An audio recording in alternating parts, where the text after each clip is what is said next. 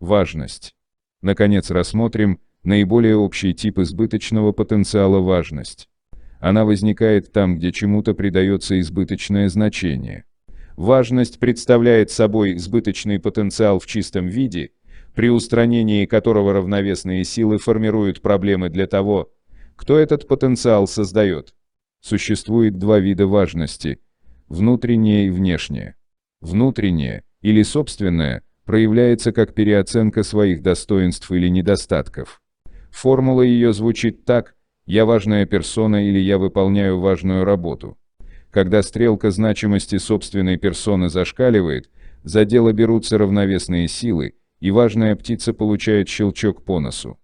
Того, кто выполняет важную работу, тоже ждет разочарование, либо работа будет никому не нужна, либо будет выполнена очень плохо. Но раздувание щек и растопыривание пальцев – это только одна сторона медали. Существует еще обратная сторона, а именно принижение своих достоинств, самоуничижение. Что за этим следует, вам уже известно. Как вы понимаете, величина избыточного потенциала в обоих случаях одинакова, разница только в знаках. Внешняя важность также искусственно создается человеком, когда он придает большое значение объекту или событию окружающего мира. Ее формула «для меня большое значение имеет то-то» или «для меня очень важно сделать то-то». При этом создается избыточный потенциал, и все дело будет испорчено. Если чувство внутренней важности вы еще можете как-то обуздать, то с внешней дела обстоят хуже. Представьте, что вам необходимо пройти по бревну, лежащему на земле. Нет ничего проще. А теперь вы должны пройти по тому же бревну, перекинутому через крыши двух высотных домов. Это для вас очень важно, и вам не удастся убедить себя в обратном. Единственным способом устранения внешней важности является страховка. В каждом конкретном случае страховка будет своя. Главное не ставить все на одну чашу весов. Должен быть какой-то противовес, защита, запасной путь. Больше мне об этом нечего сказать. По сути дела, о важности уже все сказано выше. Вы догадываетесь? Все, о чем велась речь в этой главе, это вариации на тему важности, внутренней или внешней. Все неравновесные чувства и реакции негодования, недовольства, раздражения, беспокойства, волнения, подавленность, смятение, отчаяние, страх, жалость, привязанность, восхищение, умиление, идеализация, преклонение, восторг, разочарование, гордость, чванство, презрение, отвращение, обида и так далее есть не что иное, как проявление важности в той или иной форме. Избыточный потенциал создается только тогда, когда вы придаете избыточное значение качеству, объекту или событию внутри или вне себя.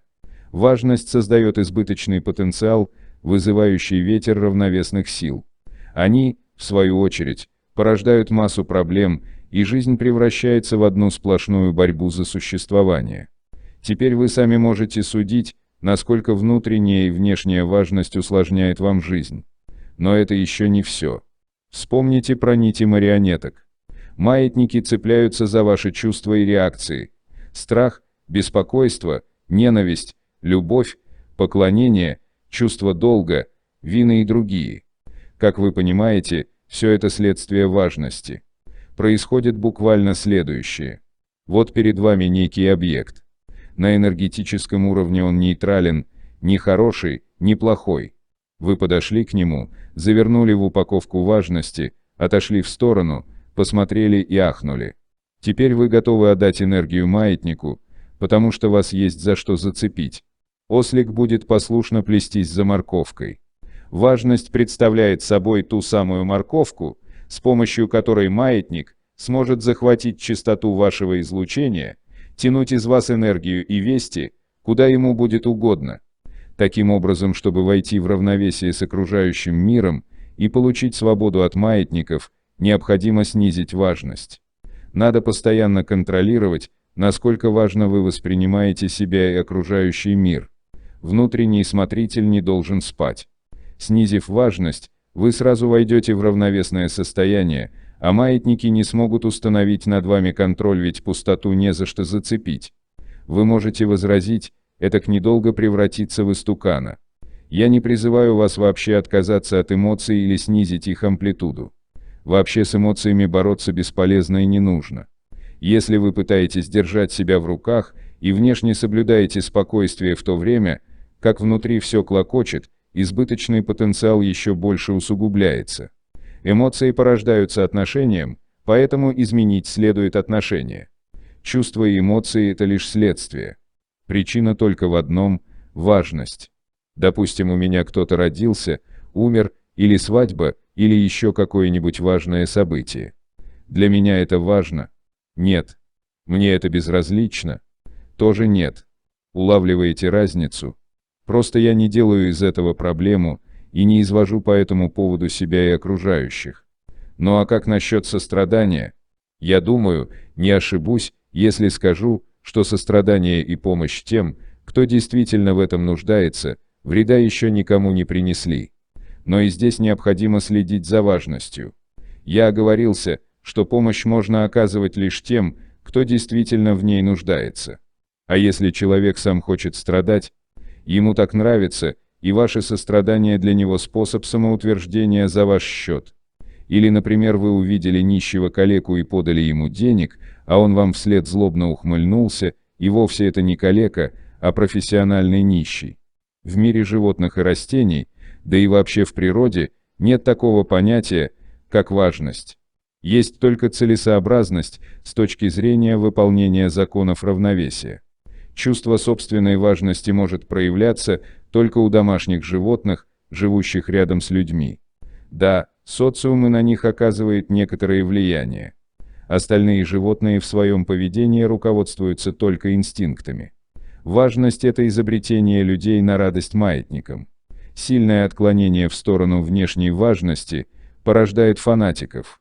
А отклонение в сторону внутренней важности, кого бы вы думали, самодуров.